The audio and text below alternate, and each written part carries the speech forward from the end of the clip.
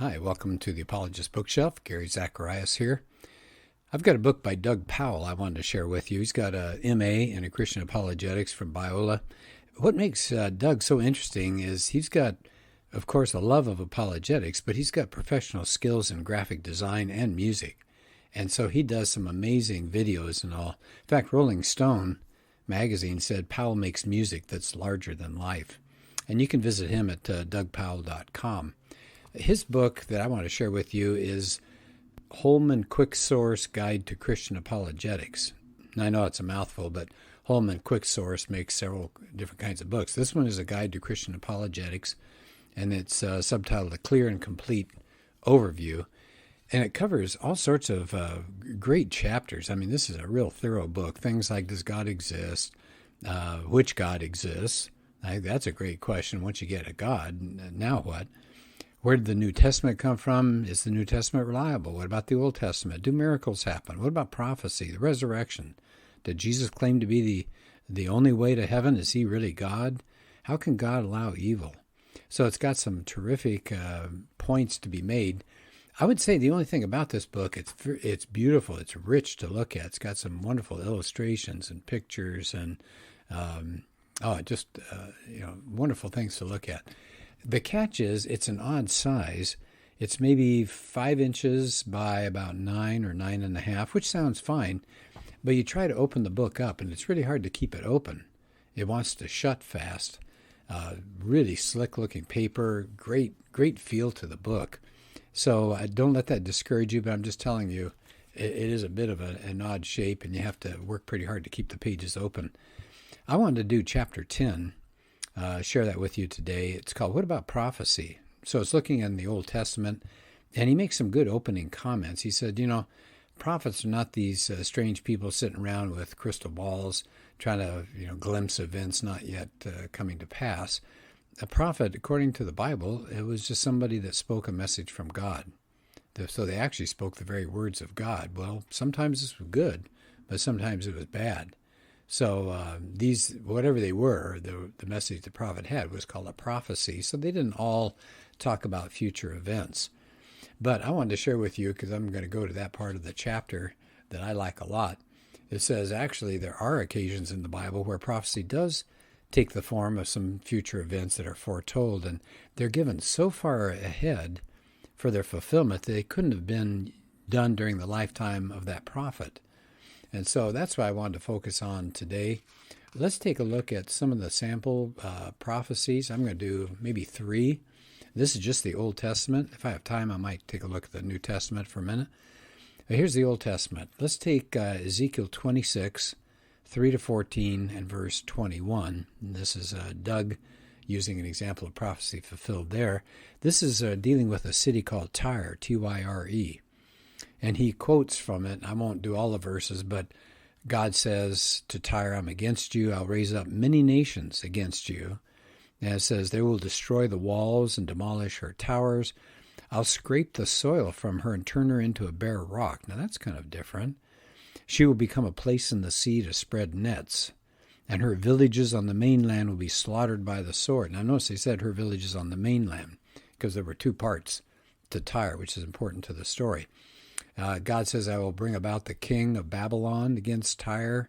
He will slaughter your villages on the mainland with the sword. He will set up siege works against you and build up a ramp. Later on, your walls will be torn down.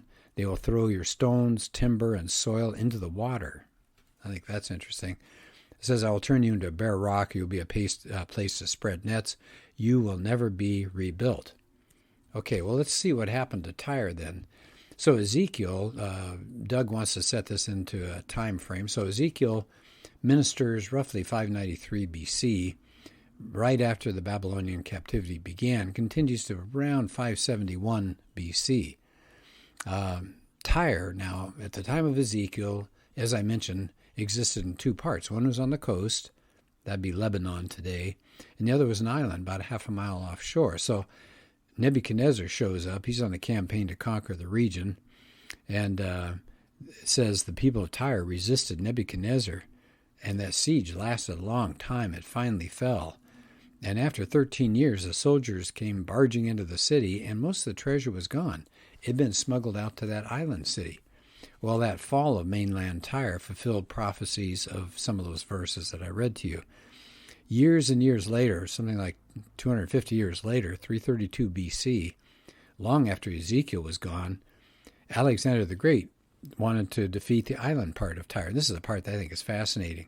So he realized he was going to have a hard time taking the city by sea, but he thought, maybe he could link the island to the mainland. So he saw the debris of the old city just lying around where it fell, and the island and the mainland were separated by water. It was really no more than around 20 feet deep. So these Greeks used the debris to build a causeway all the way out to that island. Well, that fulfilled the prophecies of part of that Ezekiel section I read to you. And the clearing away of the debris did create a flat place the fishermen apparently still use to this day to dry their nets. That fulfilled some more of the prophecy. So all these invaders that came and went, that's also prophesied. And there is a tiny fishing village on the spot of ancient Tyre, but that great city has never been rebuilt, which is exactly what was fulfilled in the prophecy in verse 14. So interesting prophecy there.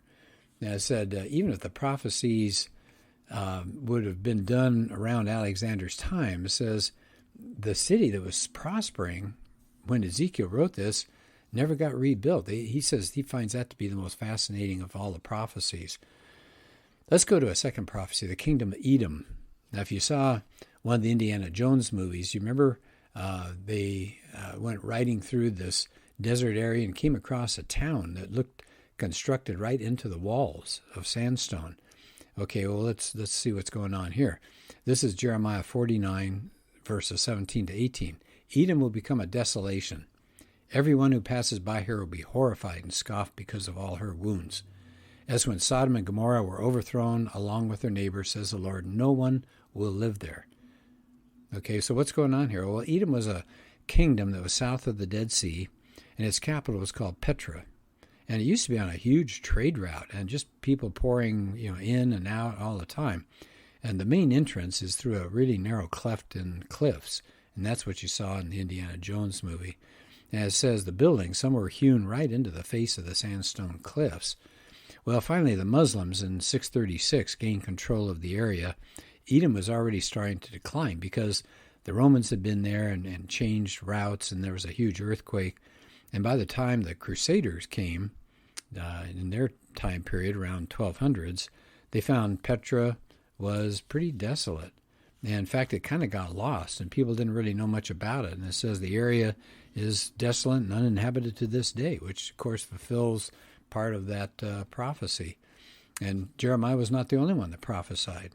Isaiah made similar prophecies. So that's a second fascinating one. Here's the third one. It has to do with Alexander the Great. And this comes from Daniel 11, verses 2 to 4. So Doug Powell talks about this one. It says, 3 more kings will arise in Persia, and the fourth will be richer than the others. He's going to stir up everyone against the kingdom of Greece. Then a warrior king will arise. He'll rule a vast realm. And then in verse 4, but as soon as he's established, his kingdom will be broken up and divided, but not to his descendants. It will not be the same kingdom he ruled, because his kingdom will be uprooted and go to others.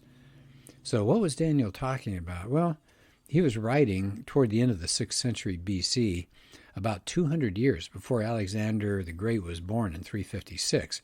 So Alexander comes to the throne about the age of 20, and he's now going to swear vengeance against Persia because they tried to invade a century earlier into the Greek world. So he vanquishes Persia, conquers most of the Mediterranean world. If you've ever seen a map of what he conquered, it's amazing. He got clear over into India. So it was a vast empire, which of course fulfills part of the prophecy there. And then he dies suddenly. So now what? Well, he's got no heirs, so the empire is divided among his generals.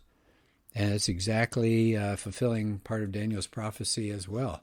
As I said, it couldn't have been written back into Daniel because the Jewish scriptures had closed over 100 years before the death of Alexander, and the text was firmly established. So there are no alternative versions of Daniel that have a different chapter 11. So those are some of the most interesting prophecies in the Old Testament. What about the New Testament? Again, I think I don't have a lot of time on this, but Josh McDowell made a study of the major prophecies talking about the Messiah coming, and he numbers them at 61.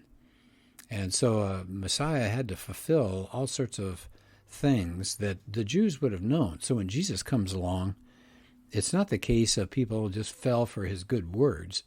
They knew his lineage, and they knew all sorts of details. For example, had to come through Isaac, had to come through Jacob, Isaac's son, had to come through Judah, one of Jacob's sons, and so on. Of course, eventually the line of David, and then you'd get the Messiah. So he focuses just briefly on 8 pieces of prophecy here. The Messiah would be born in Bethlehem. That's in Micah 5. Messiah would be preceded by a messenger. That's Malachi 3. The Messiah would come to Jerusalem riding on a colt. That's in Zechariah 9:9. The Messiah would be betrayed by a friend. Zechariah 13. He'd be betrayed for 30 pieces of silver, actually numbered. That's in Zechariah 11. The betrayer would try to return the pieces of silver, but they'd be refused, and then he'd throw them on the floor of the temple. That's Zechariah 11. The Messiah would not speak in his own defense when he was put on trial. That's Isaiah 53. And his hands and feet would be pierced. Psalm 22. So if you look at all of those things and you see what Jesus went through, a few of them he could probably manipulate, but not all of those. And that's just 8 pieces of proof there. Pretty amazing stuff. And of course, people try to figure out the odds of this happening. It's just incredible. The Messiah could not contrive his place of birth or his time of his birth or who his ancestors were or actions of others like a betrayer or the manner of death. He couldn't do those things. And so Jesus is the fulfillment. And then he ends up in this chapter doing Daniel's 70 weeks. And I think I'll leave it at that point. But if you have a chance, take a look at Daniel 9:24 to 27 and see what you find out about. There has to be a decree, and then so many years after the decree, the Messiah will come, and it seems to work out to be Jesus.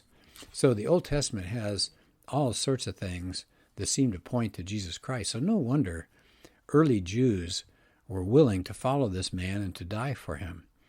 Well, that's just part of this book, excellent book. And once again, the only thing about it is just trying to keep it open. Just the size is a little bit odd, but it is a rich book to look at. The illustrations, the pictures, the diagrams, just a super job. Doug Powell is an amazing individual. He's written some other interesting books for kids as well as adults. And so I'd challenge you to take a look at it if you have a chance. Well, thanks again, and let's do another podcast soon.